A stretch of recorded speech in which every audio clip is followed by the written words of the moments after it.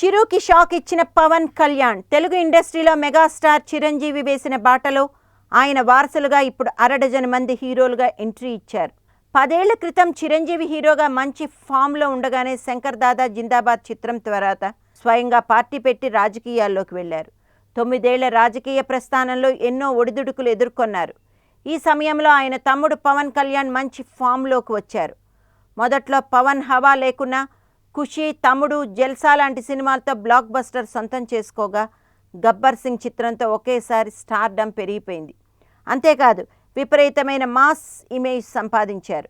ప్రస్తుతం పవన్ కూడా అన్నయ్య బాటలోనే నడుస్తున్నాడు. ఆయన కూడా స్వయంగా జనసేన అనే పార్టీ స్థాపించి రాజకీయాల్లో చురుకుగా పాల్గొంటున్నారు. మరోవైపు మెగాస్టార్ చిరంజీవి మాత్రం రాజకీయాలు వదిలేసి సినిమాల వైపు మొగ్గు చూపుతున్నారు. ఇప్పటికీ 9 ఏళ్ల తర్వాత ముఖానికి మళ్లీ రంగులద్దుకున్న చిరంజీవి ఖైదీ నెంబర్ 150 సినిమాతో కలెక్షన్ల మోత మోగించాడు. బాస్ ఈజ్ బ్యాక్ అంటూ అభిమానులు ఆయనకు బ్రహ్మరథం పట్టారు. తాజాగా అన్నయ్య చిరంజీవికి పెద్ద షాక్ ఇచ్చాడు పవన్ కళ్యాణ్.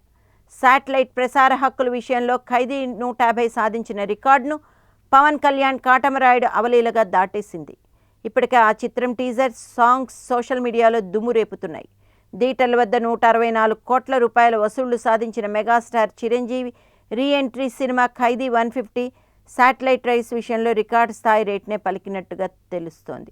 ఖైదీ 150 శాటిలైట్ రైట్స్ ధర 12 కోట్ల వరకు పలికింది. సినిమా హిట్ అయిన నేపథ్యంలో టీవీ ఛానళ్లు ఈ సినిమా రైట్స్ కోసం పోటీ పడ్డాయి. పవన్ హీరోగా నటిస్తున్న కాటమరాయుడు సినిమాను ఏకంగా 12.5 కోట్ల రూపాయలకు అమ్మారట. ఈ విధంగా పవన్ కళ్యాణ్ సినిమా చిరు సినిమా స్థాయి కన్నా ఎక్కువ మొత్తాన్ని సంపాదించుకోగలిగినట్టు ఇండస్ట్రీ టాక్.